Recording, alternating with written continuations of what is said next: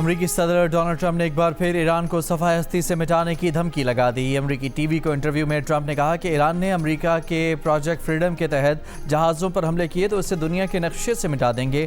ساتھ بولے ایران نے مذاکرات میں کافی لچک کا مظاہرہ کیا ہے۔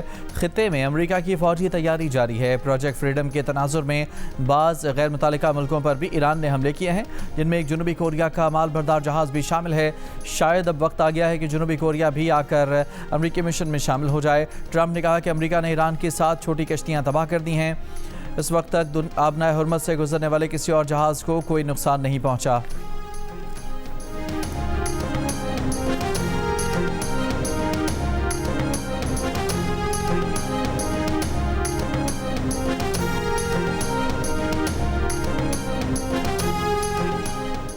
امریکہ نے آبنائے ہرمز میں 6 ایرانی کشتیوں کو تباہ کرنے کا دعویٰ کر دیا۔ امریکی سینٹرل کمانڈ سینٹ کام کے سربراہ ایڈمرل بریڈلی کوپر کا کہنا ہے کہ ایرانی کشتیوں پر اپاچی اور سی ہاک ہیلی کاپٹر سے حملے کیے۔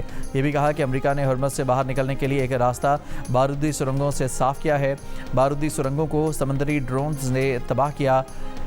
ایرانی فوجی عہدیدار نے فوجی کشتیاں ڈبونے کا امریکی دعویٰ مسترد کر دیا۔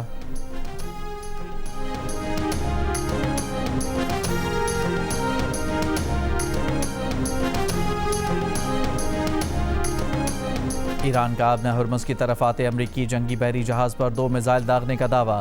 امریکہ نے ایرانی دعویٰ مسترد کر دیا۔ سینٹ کام نے کہا کہ کوئی امریکی جہاز نشانہ نہیں بنا۔ ایران نے اس سے قبل کہا تھا کہ امریکی جہاز ایرانی حملوں کے بعد واپس جانے پر مجبور ہو گیا۔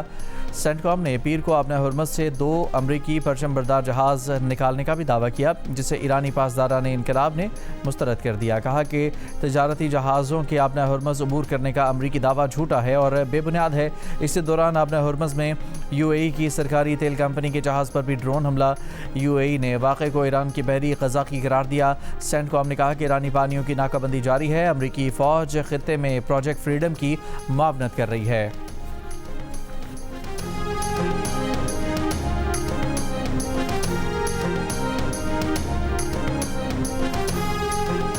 پیر کے روز ایران کی جانب سے داغے گئے 12 بیلسٹک میزائل، 3 کروز میزائل اور 4 ڈرونز کا مقابلہ کیا۔ اماراتی وزارت دفاع کا بیان، کہا کہ جواب کا حق محفوظ رکھتے ہیں، فوری جنگ بندی کی جائے۔ دعویٰ کیا کہ ایرانی میزائل حملے کے بعد فجیرہ آئل انڈسٹری زون میں آگ لگ گئی۔ 3 افراد زخمی، تعلق بھارت سے ہے، اسپتال منتقل کر دیا گیا۔ ایرانی فوجی عہدیدار کا کہنا ہے کہ فجیرہ بندرگاہ پر پیش آنے والا واقعہ امریکی فوجی مہم جوئی کا نتیجہ تھا۔ اس کا مقصد آبنائے ہرمز کے ذریعے جہازوں کی غیر قانونی آمد و رفت کے لیے راستہ بنانا تھا۔ ایران نے متحدہ عرب امارات اور پر حملے کی کوئی منصوبہ بندی نہیں کی۔ واقعے پر امریکہ کو اس کا جواب دہ ٹھہرایا جانا چاہیے۔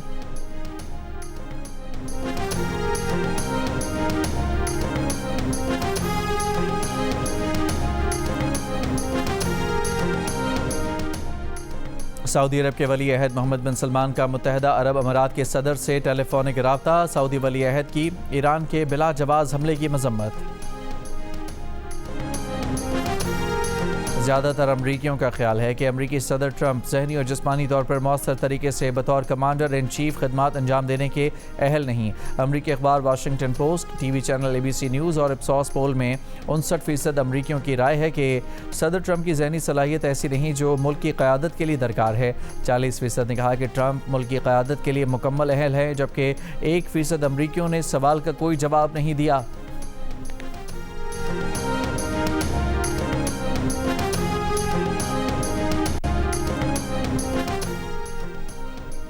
امریکی صدر نے کہا کہ وہ آج بھی خود کو ایسا ہی محسوس کرتے ہیں جیسا 50 سال پہلے محسوس کرتے تھے۔ واشنگٹن میں بزنس سمٹ سے خطاب میں کہا کہ آدمی کی صحت خراب ہو تو پتہ چل جاتا ہے، جیسے پچھلی امریکی انتظامیہ میں پتہ چل جاتا تھا۔ چین کے صدر سے ملاقات کا منتظر ہوں، چین کا دورہ اہم ہوگا۔ ٹرمپ ایران جنگ سے متعلق صحافیوں کے سوال کے جواب دیے بغیر تقریب سے روانہ ہو گئے۔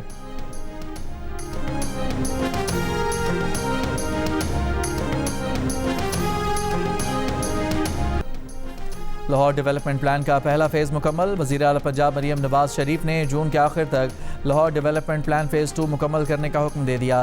فیز 3 پلان پیش کرنے کی ہدایت۔ کہا پنجاب میں ترقی کا پہیہ رکنے والا نہیں، جو ہم نے کہا وہ کر دکھایا۔ پنجاب کے 51 شہروں میں سٹورم واٹر ڈرینیج کا اوسطاً 40% کام مکمل کر لیا ہے۔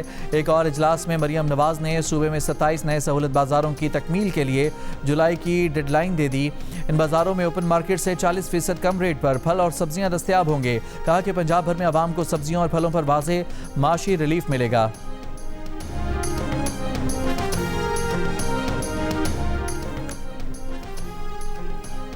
وزیر داخلہ محسن نقوی نے کہا ہے کہ اسلام آباد میں واقع 1 کانسٹیٹیوشن ایونیو پر موقف میں کوئی تبدیلی نہیں آئی۔ سی ڈی اے کا خیال ہے کہ 1 کانسٹیٹیوشن ایونیو غیر قانونی تھا۔ کمیٹی کے سامنے بھی یہی موقف رکھیں گے۔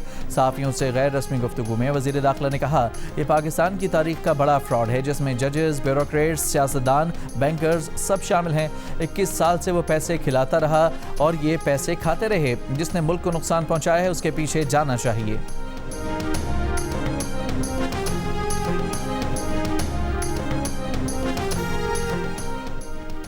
میشا شفیع کے خلاف ہتک عزت کیس میں لاہور ہائی کورٹ کا میشا شفیع کو ہرجانے کی آدھی نقد رقم عدالت میں جمع کروانے جبکہ باقی آدھی رقم بطور شیورٹی عدالت میں جمع کروانے کا حکم۔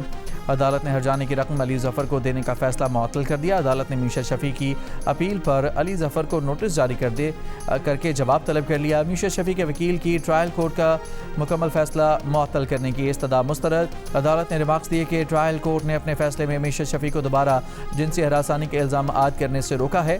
ٹرائل کورٹ کے اس فیصلے کو معطل نہیں کر سکتے، کسی کو اجازت نہیں دے سکتے کہ وہ جنسی ہراسانی کے الزامات لگائے۔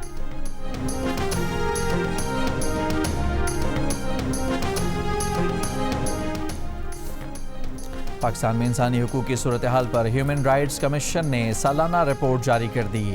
رپورٹ کے مطابق 27ویں آئینی ترمیم سے حکومتی ڈھانچے میں بڑی تبدیلی آئیں۔ ایگزیکٹوز کو ججز کی تقرری میں براہ راست اختیار حاصل ہو گیا۔ ATC ترمیمی ایکٹ سے قانون نافذ کرنے والے اداروں کو شہریوں کی 3 مہینے تک حراست کی اجازت ملی۔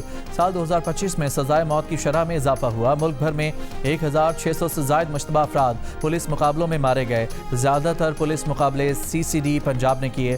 رپورٹ میں کہا گیا کہ سال 2025 میں جبری گمشدگیوں کے 273 نئے کیسز رپورٹ ہوئے۔ سب سے زیادہ کیسز خیبر پختونخوا سے سامنے آئے۔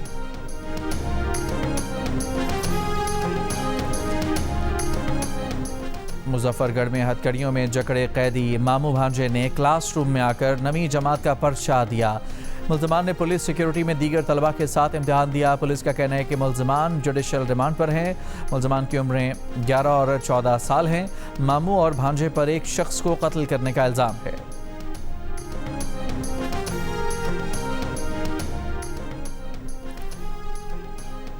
پاک بحریہ کا بحیرہ عرب میں ریسکیو آپریشن۔ انسانی ہمدردی کی بنیاد پر MV گوتم پر موجود 6 بھارتی اور 1 انڈونیشیائی عملے کو ہنگامی امداد کی فراہمی۔ سیکیورٹی ذرائع کے مطابق عمان سے بھارت جانے والے MV گوتم میں تکنیکی خرابی ہوئی تھی۔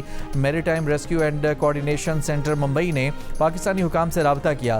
ہنگامی اطلاع پر پاک بحریہ نے پاکستان میری ٹائم سیکیورٹی ایجنسی کے جہاز کشمیر کو امدادی کارروائی کے لیے بھیجا۔ جہاز پر موجود بھارتی اور انڈونیشیائی عملے کو خوراک، طبی امداد اور تکنیکی معاونت فراہم کی گئی۔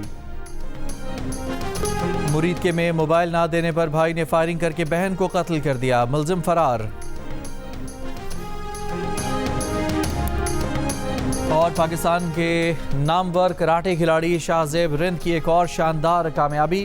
شاہزیب رند نے لائٹ ویٹ کیٹیگری میں امریکی فائٹر آندرے ایول کو شکست دے دی۔ شاہزیب رند نے امریکی فائٹر کو دوسرے راؤنڈ میں ناک آؤٹ کر دیا۔ شاہزیب رند اپنے کیریئر کے 10 مقابلوں میں اب تک ناقابل شکست رہے ہیں۔